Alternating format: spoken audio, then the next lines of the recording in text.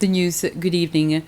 The Director of Enforcement at the Seychelles Revenue Commission, the SRC, Fabiola Alcindor, says that so far only around 200 people have shown interest in the tax amnesty program that the SRC launched at the beginning of this month. With this program, taxpayers with arrears will only have to pay their basic taxes but will not have to pay any penalties. They also stand to benefit from a reduction in the payment of interests accumulated. For now, we haven't seen a lot of people turning up to get things done. However, there are about 200 people who have turned up, but SRC has also embarked on a program to reach out to the taxpayers that we know they already have outstanding returns and they already have outstanding debts. And we've already contacted them, sent emails and letters to inform them of the amnesty and what they can do to benefit from it. The Minister responsible for Environment and Climate Change, Flavien Joubert, participated in a webinar on the effects of debt on low and middle income countries and how debts are exchanged for the protection and conservation of the environment. During the webinar, Minister Joubert said that Seychelles is conducting debt swaps for environmental protection through SECAT, which is the Seychelles Trust for Climate Conservation and Adaptation, as well as through the Blue Grants Fund.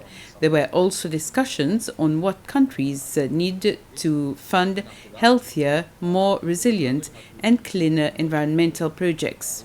The objective is to develop certain ideas around debt swap, debt for adaptation swap, get the experience of different groups and countries that have undertaken such a transaction, and influence future decisions, for example, by the group of 20 countries, on what other mechanisms can be brought into play to actually assist countries when it comes to reducing their debt burden, and at the same time enabling them to protect the environment, perform adaptation, put in place adaptation measures for climate, and also recover from COVID. And hopefully, as time goes by, it will become accepted as something that is feasible, and people will actually look into the details of how it can be done. And then eventually, hopefully, we'll get some additional measures that would add to what we have currently. Seychelles has already performed a debt swap in 2015, but there are other additional things that can come alongside this debt swap, and using the special drawing rights is one of the proposals that's on the table. Of course, the people who are technically minded, people with finance and who are involved with economic strategies, they would have to look at it in detail and come up with a package that actually works for countries like Seychelles. The Pasquier Road project on Praslin is on its third phase and is expected to be completed in December this year.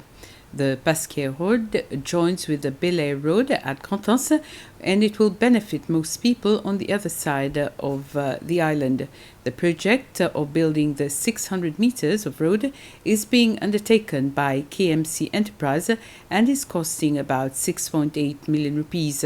The SLTA manager for Praslin and La Digue has said that the third phase should have started since the beginning of this year, but there were some issues that they had to sort out. The Seychelles National Parks Authority is once again calling on the culprits who are vandalizing the Morne Seychellois National Park and leaving behind pyramid-like structures, graffitis plus other exhibits to stop these damaging activities.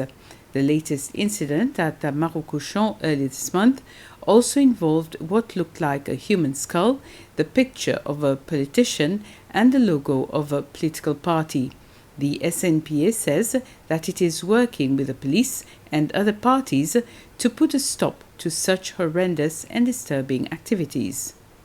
Since the beginning of the year, the SNPA has received a number of complaints regarding such incidents in the national park.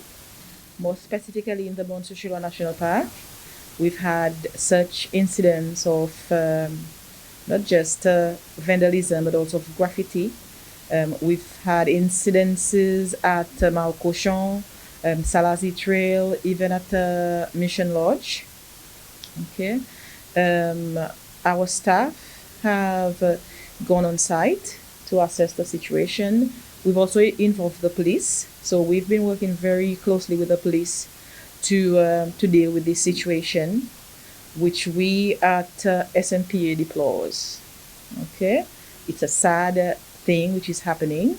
It's not good for our biodiversity. It's not good for our tourism industry, and I think whoever's doing such things should stop. The police has reported that the body of a full-term baby boy has been found in a dustbin at Beaubelle this afternoon.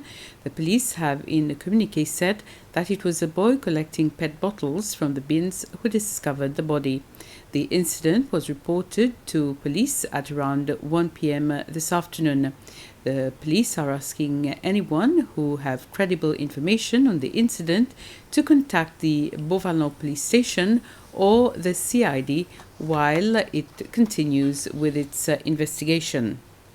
And with this, we end this news summary. Thank you for watching. Have a very pleasant evening.